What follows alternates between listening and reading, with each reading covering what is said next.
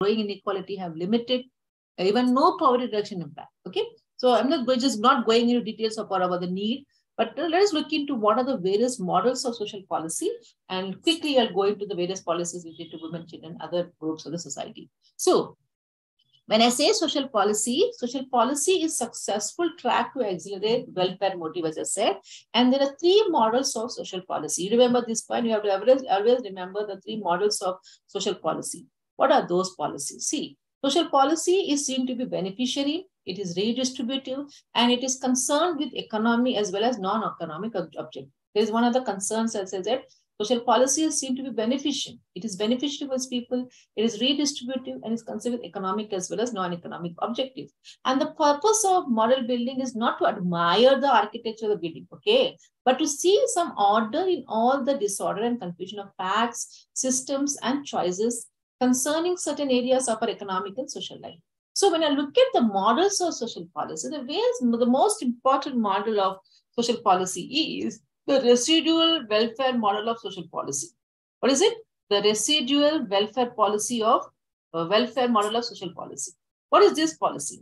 So there are two natural channels or socially given channels through which an individual needs are properly met. First one is the private market and the family. Okay, the private market and the family. Only when this breakdown should social welfare institution, when there is a breakdown, social welfare institution come into play, and then not temporarily, like as one person called as, the true objects of the welfare is the family and the private market. So here the state is to teach people how to do without it.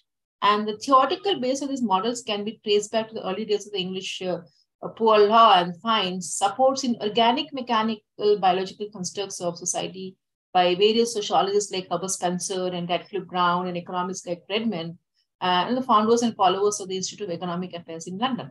So the natural law, the residual welfare models of social policy are the natural, or which are social in their connection, wherein the private market and the family are the very important channels which will be meeting the needs of the people. Second model is the industrial achievement performance model of social policy. See, I'm not going into detail, just I'm talking and just giving you the essence of the models. Okay.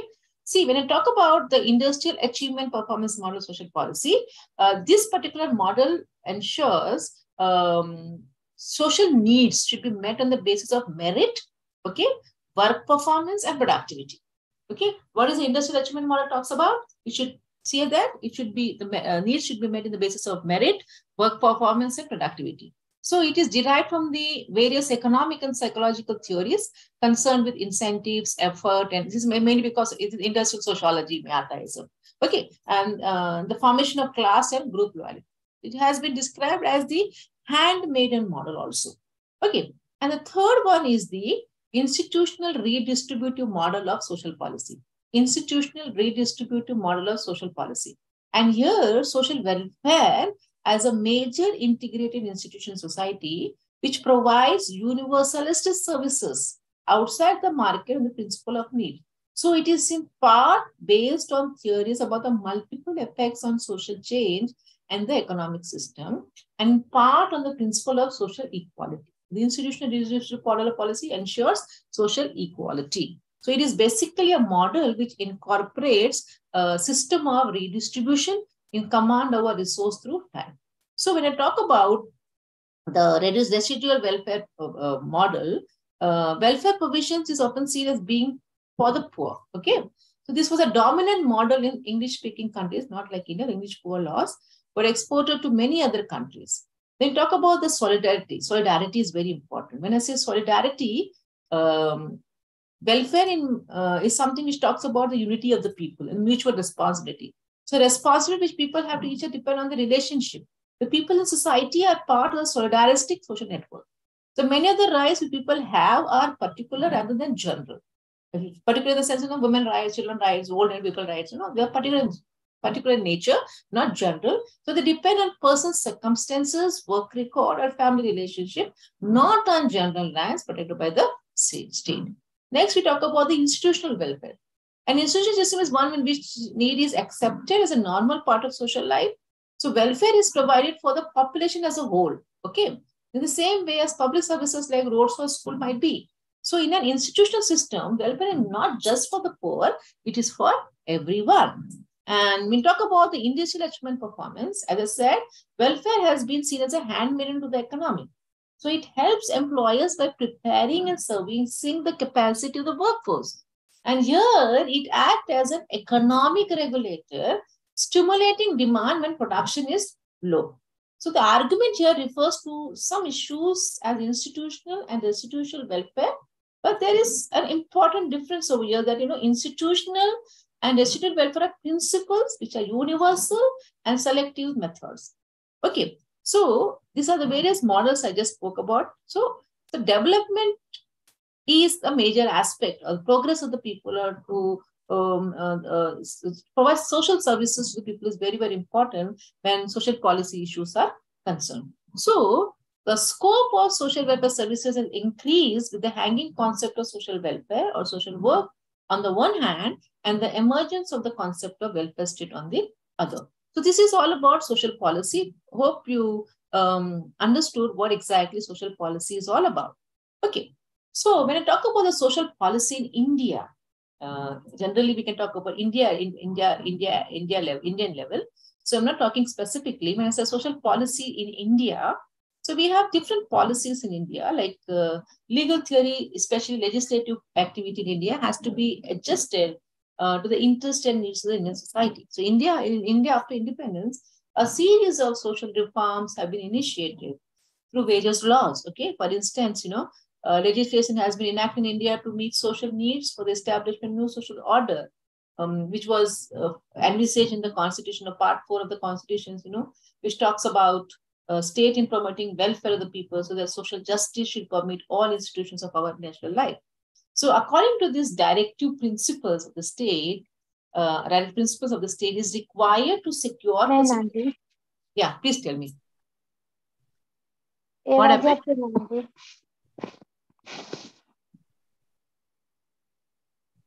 Emanama? Anybody saying something?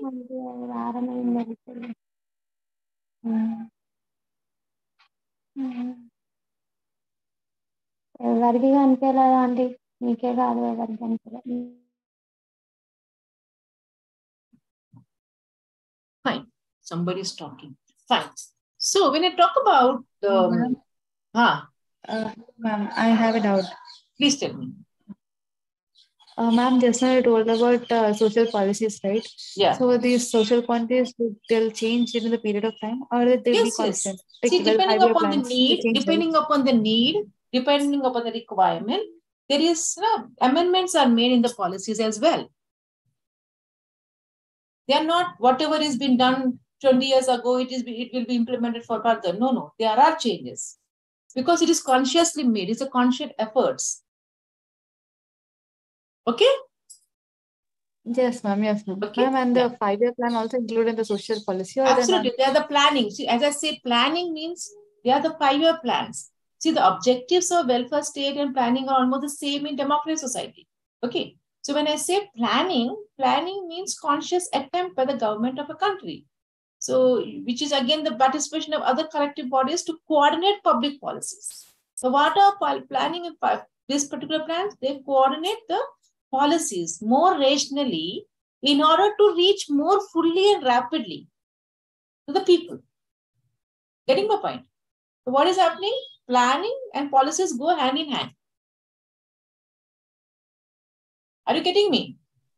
Yes, ma'am. Yes, ma'am. Got it. Okay. So because the end desirable ends of the future developments, which is again which is determined by the political processes as it evolves. It's evolving always. The changes have been taking place. So whatever was in the first 5-year plan may not be there in the 5-year plan. Okay. Depending on the need, there will be changes. So policies have been changing time and again. Some are existing, some are changed according to the need. And 5-year plans are the establishments which again coordinates with the political public with the policies. Is it clear? Ma'am? Yeah. Ma'am, The difference between public policy and social policy, ma'am, I have it is not public policy. Like social policies which are meant for the people. It is social policy. Both are same. Okay. Okay. Okay. Policies are at the state level, at the central level. National policies, state policies, atla untai. Any policy is meant for the public, for the people. Okay. Okay. In fact, tell me. Ma'am, who can authorize this and who can create or who can implement social policies? There are separate bodies who can implement this or who can initiate this. There are bodies, there are certain kind of legislative activities, or there are certain legalities are there who will be implementing this thing. There is a special legislation, the directive principles, whatever the states have, accordingly they are implemented. Ma'am, then the social policies can be implemented only by the state or only by the center? It can be implemented by the state and in coordination with the central, with the national policies. They go hand in hand. Okay. See, yes, all as the directive principles of state policies are part of the constitution, and they form the social, economic, and political ideals of a nation. Getting my point? State policy are a part of the constitution, and they form the ideals of a nation or the country. So it is the sacred duty of the courts to protect them from the whims of different political parties, some of whom might like to ignore, amend, or even end any provision. Is it clear? Yes, ma'am. Yeah. So today we have welfare state, unlike a police state, which aims at social welfare and the ideals of which are to secure citizen injustice, social, economic, and political aspect, which are again a preamble of the constitution. The social and economic justice can be achieved by implementing those directives contained in the part 4 of the constitution. So everything, whatever has been implemented, keeping the constitution in view, they are going on with the policies. Okay.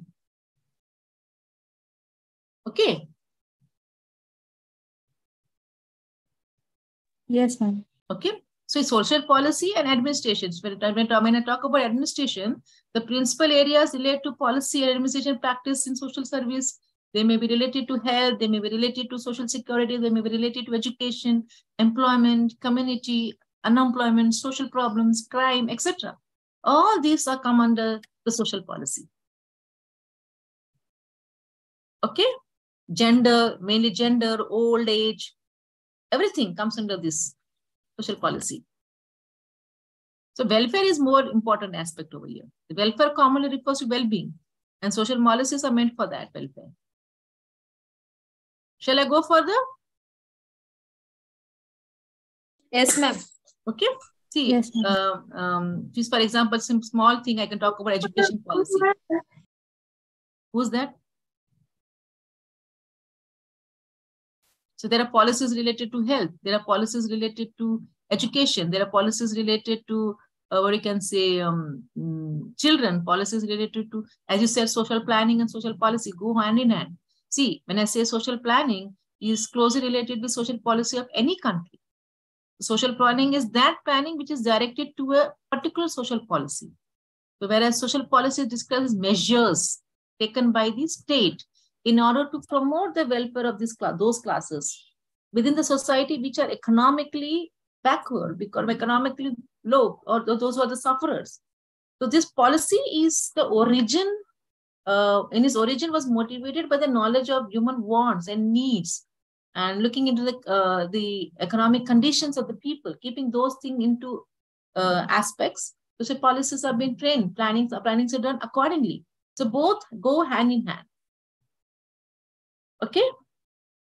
So we have so many social policies, talk about in modern society, we talk about the main task of social work or social planning is to provide various types of services to the people.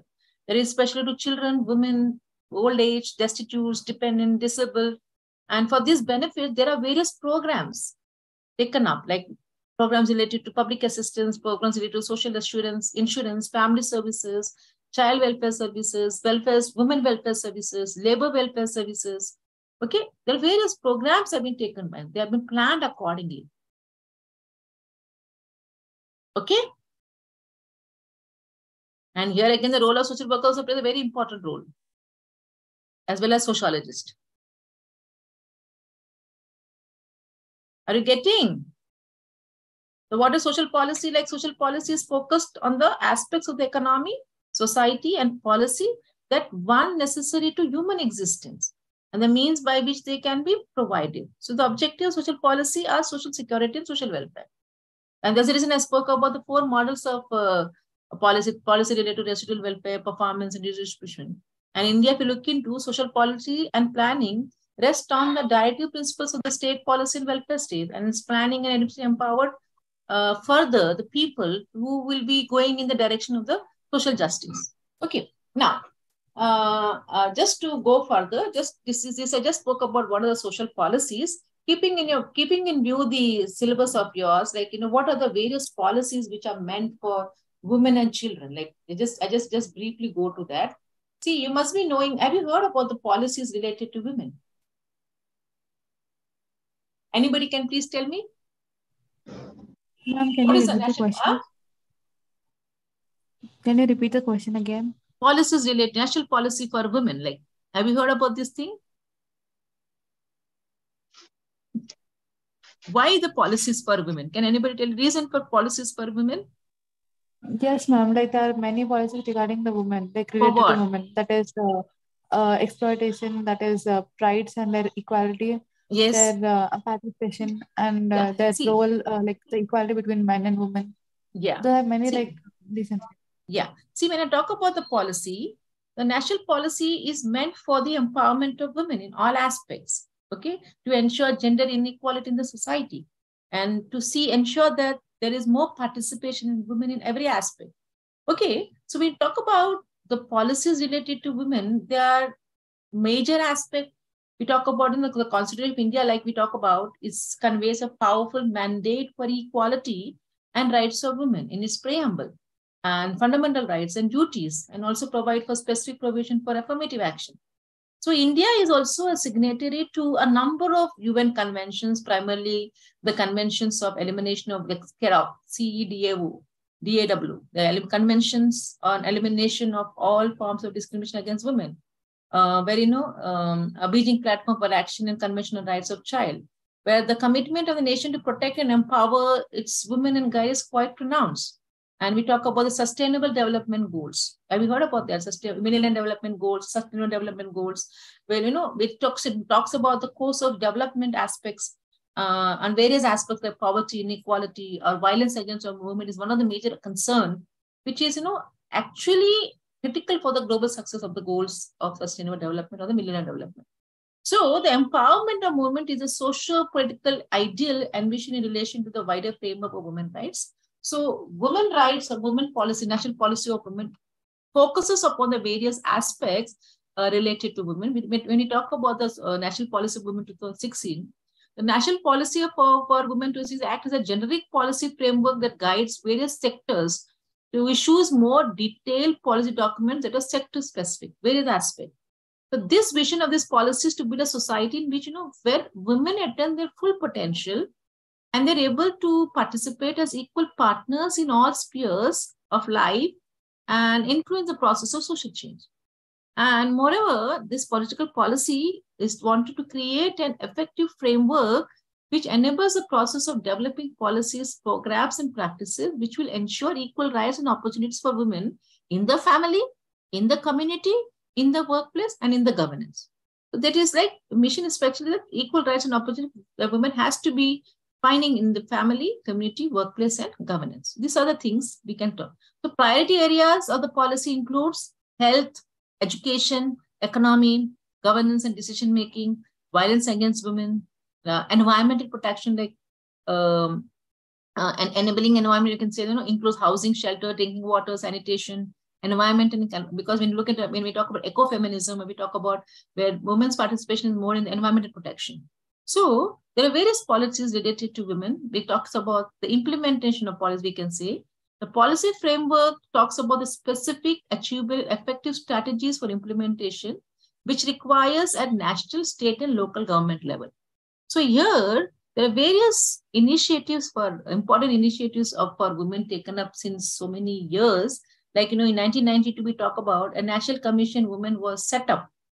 You just remember these points, like National Commission for Women was set up in the year 1992, which is a statutory body with a specific mandate to study and monitor all matters relating to the constitutional legal safeguards provided for women, And there is also one more aspect which has been given in the 73rd Constitutional Amendment Act, like reservation for women in local self-government, which was passed in 1992 by Parliament, which ensures 1/3 of the total seats for women in all elected offices in local bodies, whether in rural areas or urban areas. Okay, you can go through the 73rd Constitutional Amendment. What you can read about that more in there. If you open that, you can open it anywhere. You can read about what are the measures they have taken up for the development, for the reservation of women in the local self-government.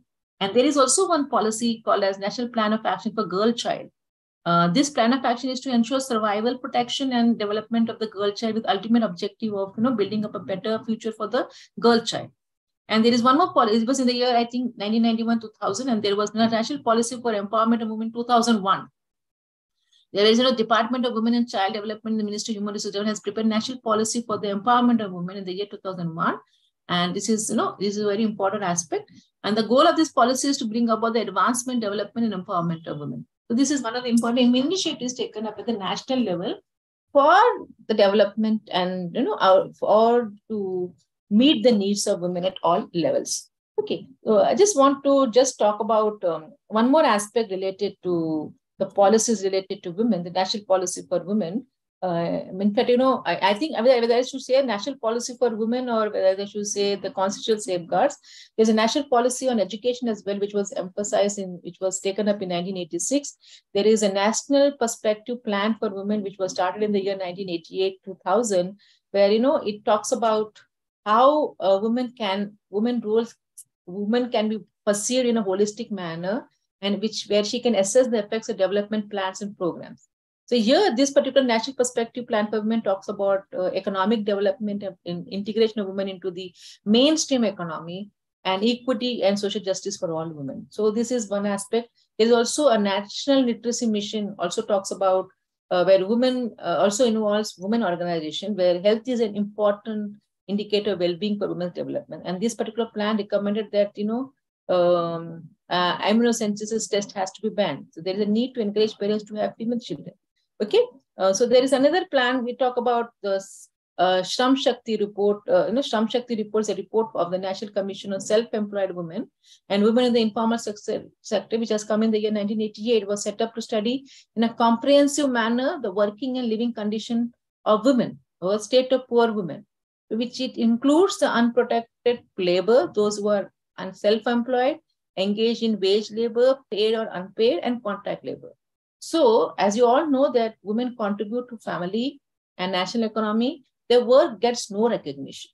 So here, women workers should be defined in broad manner, like, to include work, whether paid or unpaid, which she does within the household or outside as a worker or her own account. It suggests that a multi-pronged approach that is flexible, integrated, area-specific should be adopted by planners. Okay. So this talks about the Shram Shakti report, which has given a report to ensure the benefits to be given to the women. And there is also a national policy for the empowerment, as I said, 2001 wala, which is again a judicial legal system. I just spoke about that. Next aspect, we talk about national population policy.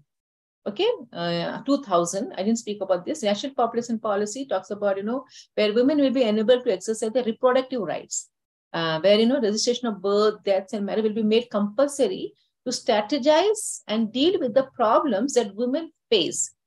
Okay. Moreover, women face malnutrition, infancy, child load, adolescence, and reproductive state, and also face intra-household discrimination. They don't have proper toilet facilities. Safe drinking water has to be made available in urban slums and rural areas. So this policy aims to involve women's perspective in designing policies and programs for conservation and restoration of the environment. Okay, so this is again one of the initiatives that is taken up to look into the aspect related to women. So various policies have been come up, which talks about to empower women as well as the children. at all levels. Children also play a very important role. We look at the children also. Children rights are also very, very important because they are also a neglected force. When you talk about children, we talk about India is the home to the largest number of children in the world, as you all know. And nearly every fifth child in the world lives in India. So remember this. And it is estimated that there are about 43 crore children in the age group of 0 to 18 years. How many crores? Out of the total population of 140, 43 crore children are in the age group of 0 to 18 years. Okay. But their care situation is in shameless state because whatever programs have been taken up, they are not being completed. For example, we talk about the integrated child development services. I informed that the infant mortality rate was 48 per 1,000 live births, and child mortality rate is 63 per 1,000 live births. I think I'm giving the figure. I'm not giving the recent figures here, but it is till 2015 or 2014, as against the targets of 2031 respectively. So these indicators, which is much higher than the neighboring countries like China and other countries like Sri Lanka as well. Okay, so there is lots and lots of burden or responsibilities there on the shoulders of the government at the state level as well as the national level to ensure that protection of children is being there is a new national policy for children is there, which reaffirms that there are national assets. The budgetary outlays are not sufficient to take care of their health, education, protection, development. For example, if we talk about, one second. If we look at the targets and measures, the new national policy for children, reaffirms the protection of children in all aspects.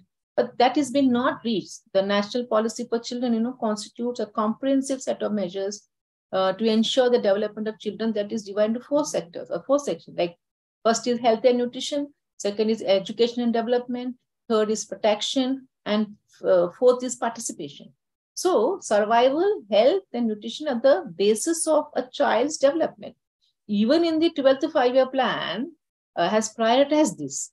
And the 12th five-year plan set the following monitorable targets like reduction of IMR, reduction of maternal mortality rate, reduction of undernutrition in the age of 0 to 3 years of group to half of National Family Health Survey, and raising child sex ratio in the 0 to 6 age, okay, which is again 914. Unfortunately, the child sex ratio is very low in our country, which is 914, but they have ensured that it should be 9, it should be more.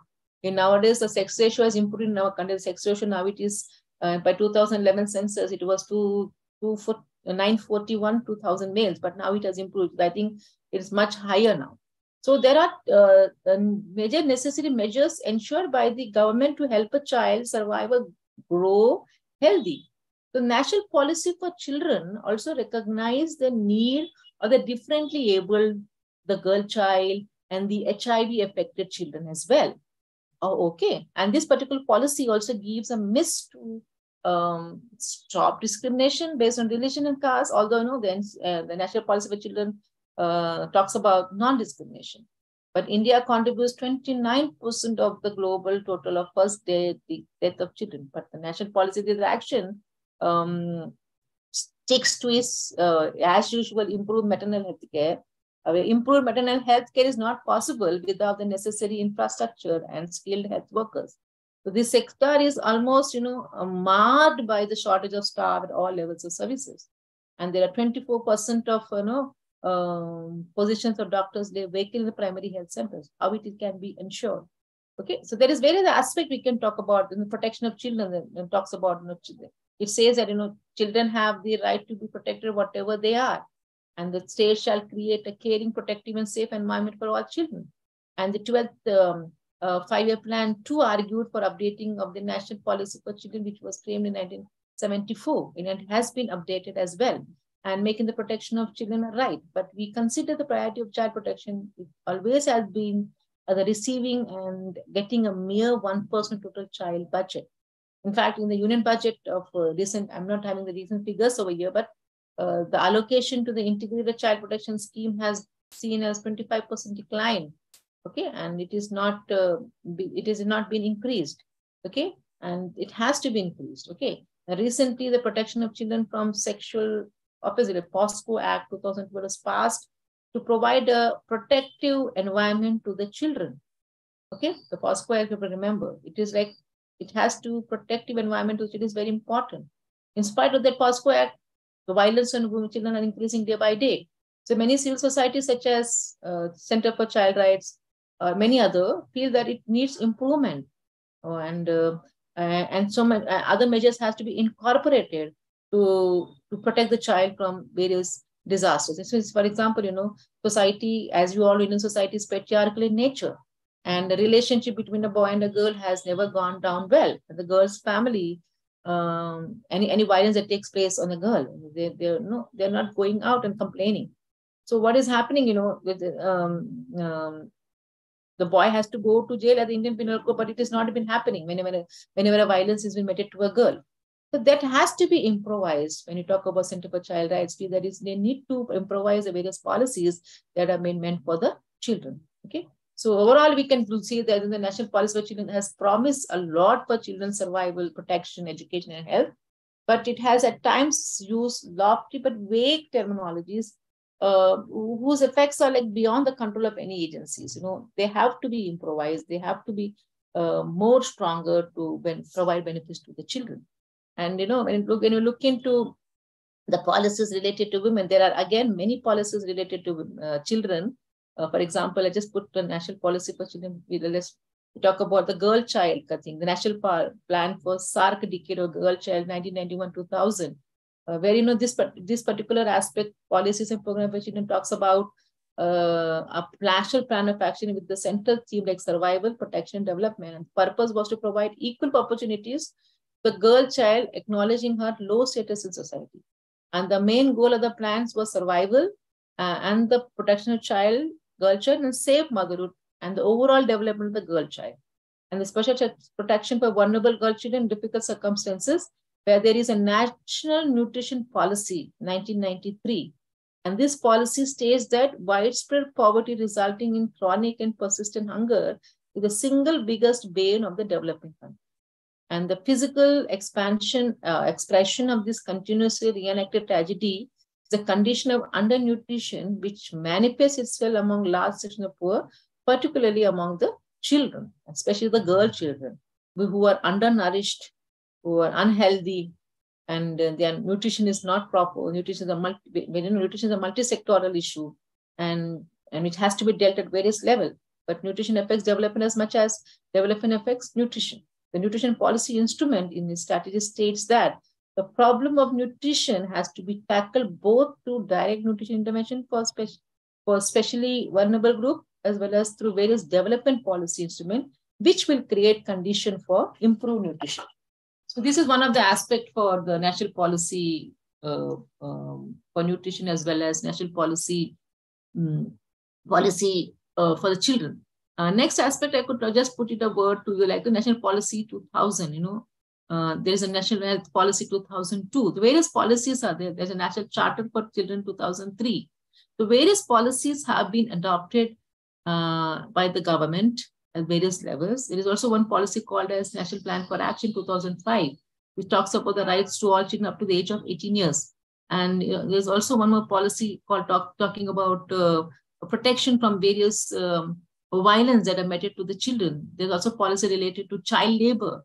Okay, so these are the various policies that have been coming up to protect the children from various modalities. But there is a lot to be achieved in this aspect.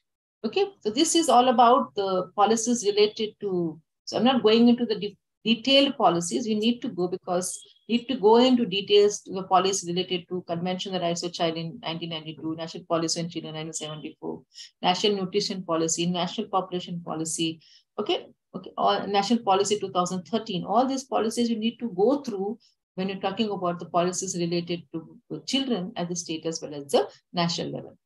This is all about the policies related to children. Should I go further, students? Yes, ma'am. See, I'm not going into details again because I need to cover everything. If you want me to just concentrate again on the children and women, I'll just again focus upon that. But I would like to say some of the aspects because the unit talks about policies related to scheduled castes and scheduled tribes as well as minorities as well. Should I focus upon that? Should I say something about that as well? Yes, ma'am. We talk about other aspects. Just also little. See, I'm telling you little, not much. Okay, not everything about the policies, not everything about which is required, but in a nutshell, I can just say what are the policies related to children, yes, women. You get the briefing. Briefing, that's it. A small brief about every policy. Okay. 1 second. Yes, ma'am.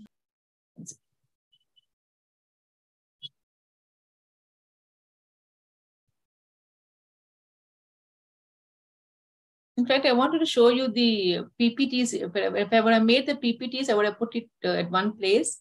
And I think that would be the best part. But unfortunately, I couldn't do that.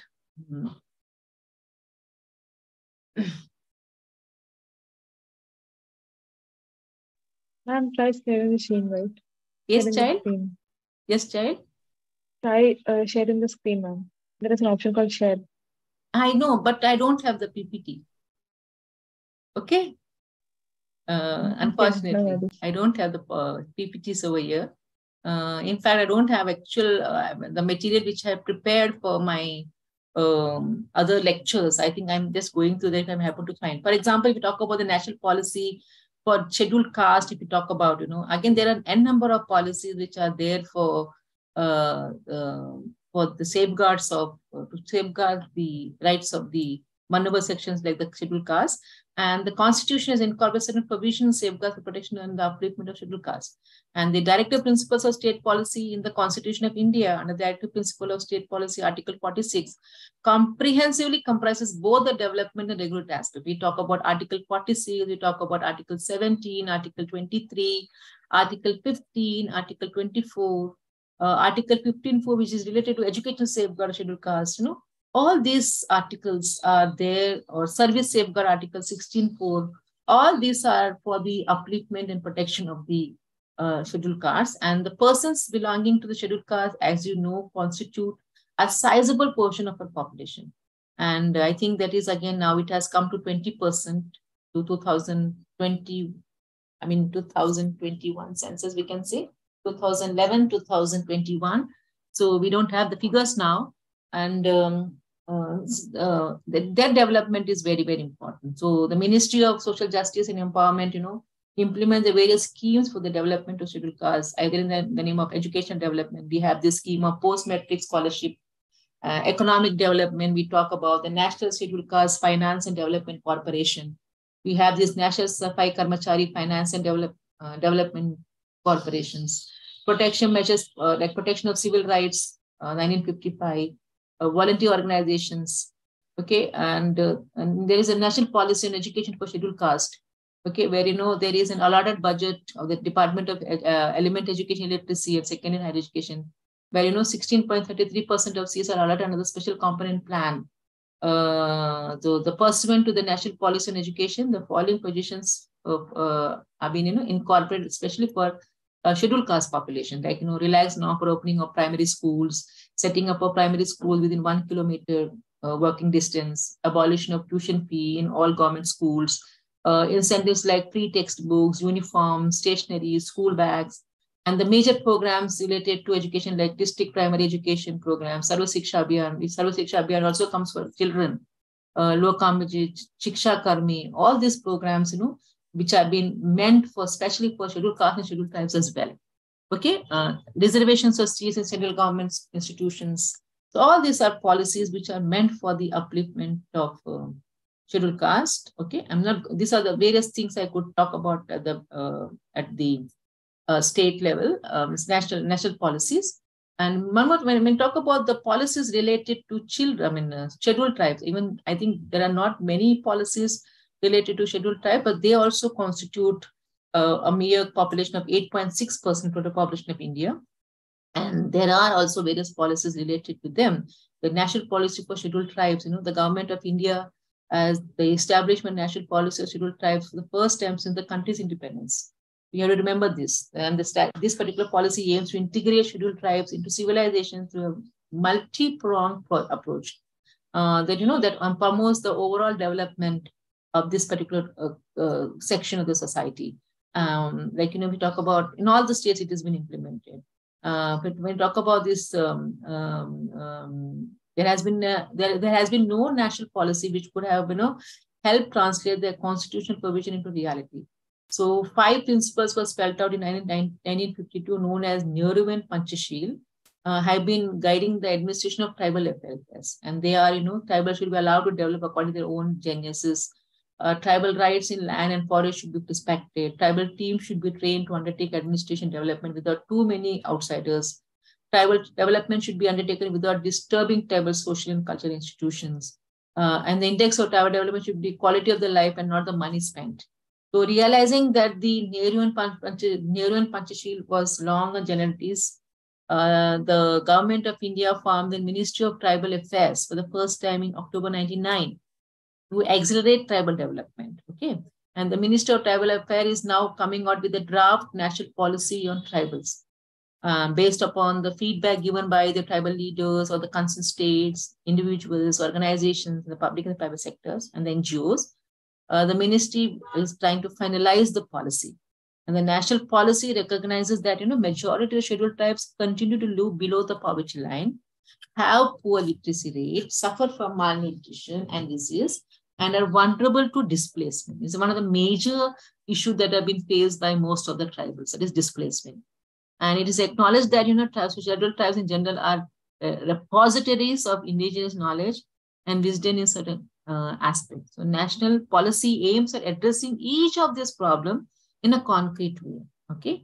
And these are this, I think that are being implemented and to achieve the objectives of reaching the benefits of education as well, the formal education, formal education is essential for a person's overall development.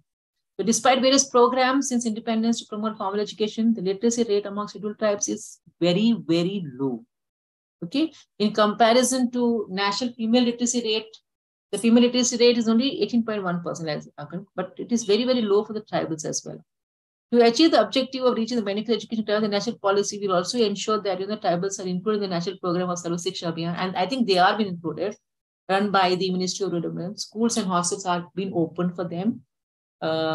Education is linked with nutrition or supplementary nutrition. Special incentives are provided to the tribal students. Pedagogy is more relevant to tribal.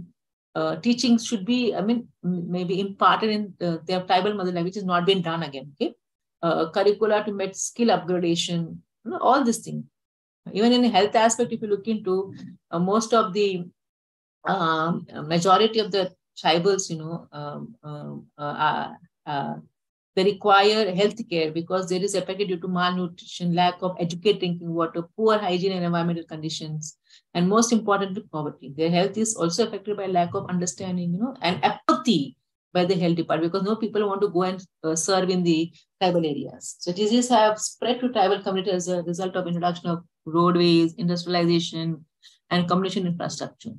In tribal groups, endemic diseases such as malaria, as you all know, deficiency orders, and venereal diseases such as AIDS are frequent. And along with that, hunger and lack of adequate drinking water are well-known serious health risks that are existing in most of tribal areas. Like we have these deficiencies like vitamin D deficiency, vitamin C deficiency, all are which are deficient in the tribal diet.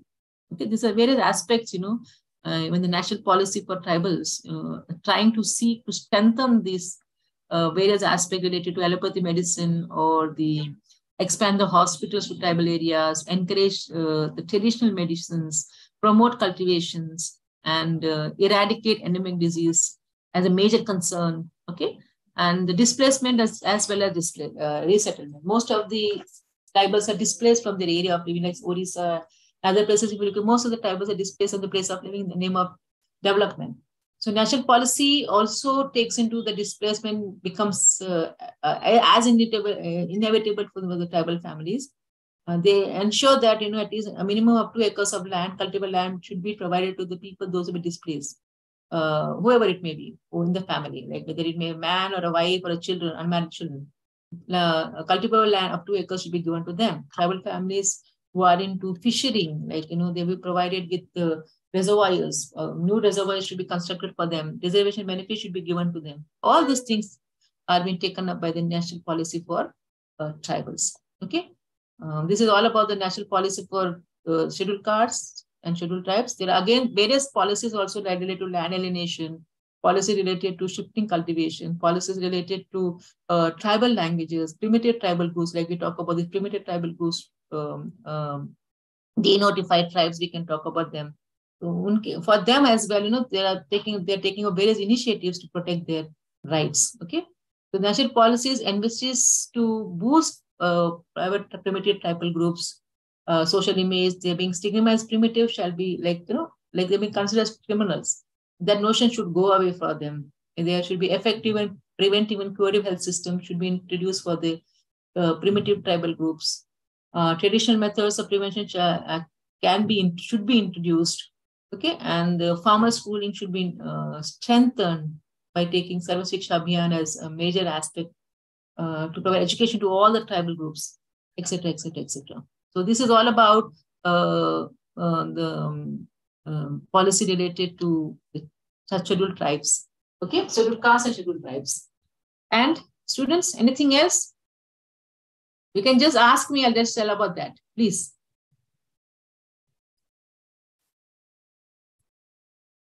Students, I think I finished my 1 hour. Like I can continue or I can just discontinue. I don't know. You can speak.